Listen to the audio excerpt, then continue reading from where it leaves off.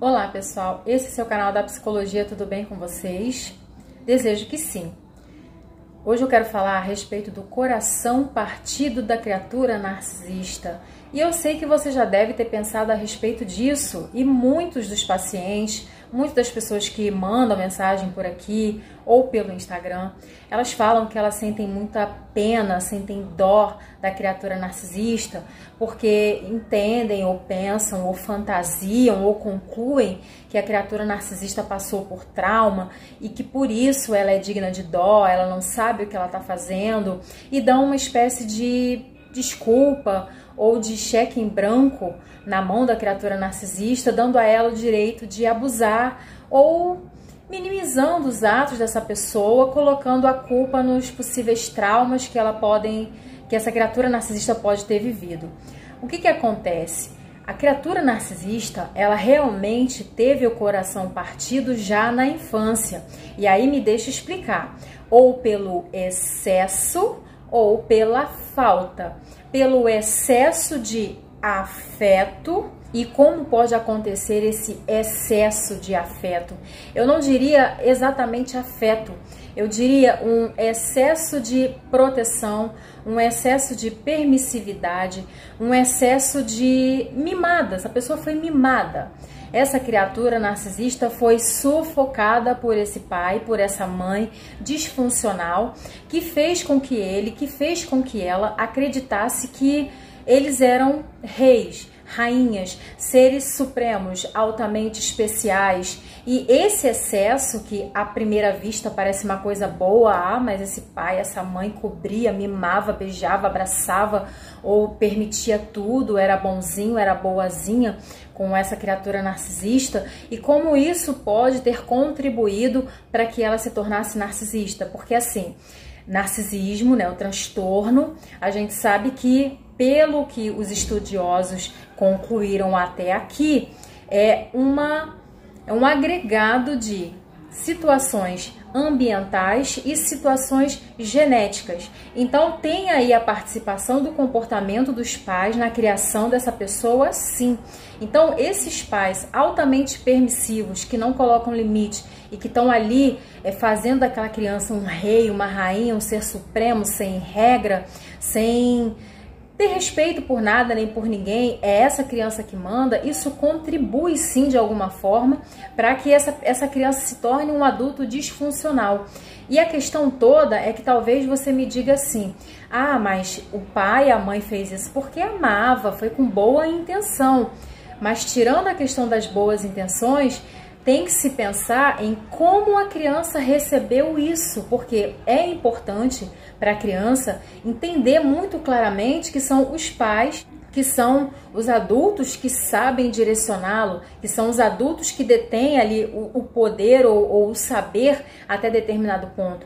Uma criança de 3 anos, de 4, 5 anos, ela não tem autonomia para decidir o que a mãe vai fazer, o que a mãe vai cozinhar, o que a mãe vai comprar, enfim, ou mandar na casa, como é o caso que a gente vê por aí. Então tem que se entender o que a criança entendeu, como ela recebeu aquele excesso de afeto e como que aquilo entrou dentro dela.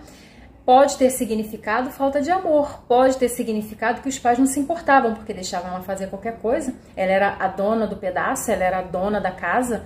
Então, o excesso ou a falta, os traumas, também contribuem para que essa criança tenha alguma disfuncionalidade na vida adulta. E aqui, gente, a gente não está culpando pai e mãe, tá? Eu vou reforçar isso, que eu sei que vai ter nos comentários: ai, tudo é culpa do pai, tudo é culpa da mãe. Não me condene o Freud, que já está morto, porque essa história quem inventou foi ele. A gente só tem estudado e concluído que tem uma base científica, sim.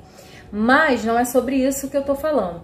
O coração da pessoa narcisista foi quebrada pela primeira vez, foi quebrado na infância. E aí se tornou a missão dessa criatura narcisista partir, quebrar a confiança e os corações das pessoas com as quais ela cruza pela vida.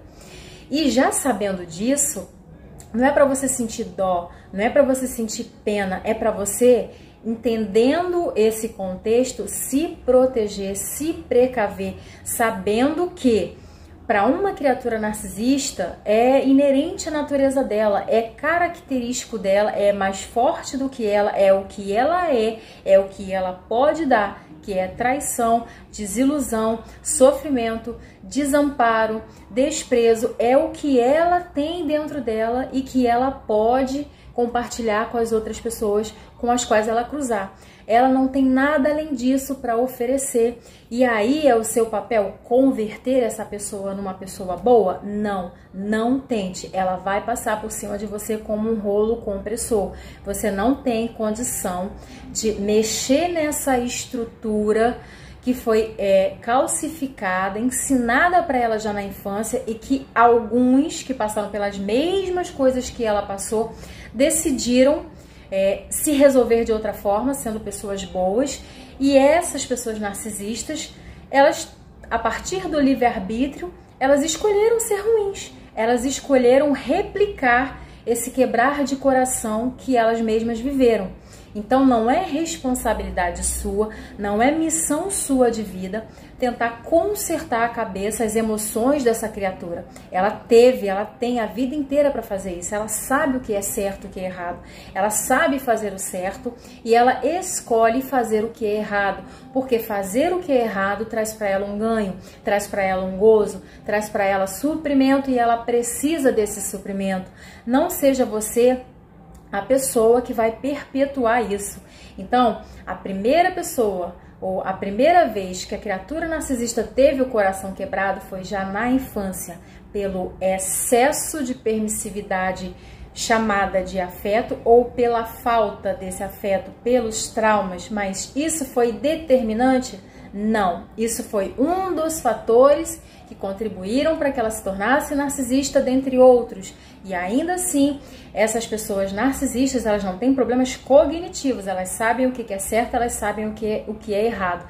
Tanto é que elas até aparentemente agem de forma certa no contexto social, fazendo o que é esperado, mas no contexto íntimo, com as pessoas que elas já têm o enredamento dessas pessoas confirmados, elas vão se mostrar e elas vão tirar a máscara e de fato agir coerentemente com o que há dentro delas, que é desprezo, traição, desvalorização, tudo aquilo que você já conhece, tudo aquilo que você já experimentou. Não é missão sua transformar uma pessoa narcisista, até porque ela não quer isso, ela não está buscando isso. É missão sua se proteger, se precaver, se prevenir e se fortalecer contra esse tipo de investimento. Se você ficou até aqui, um beijo grande, até o próximo vídeo.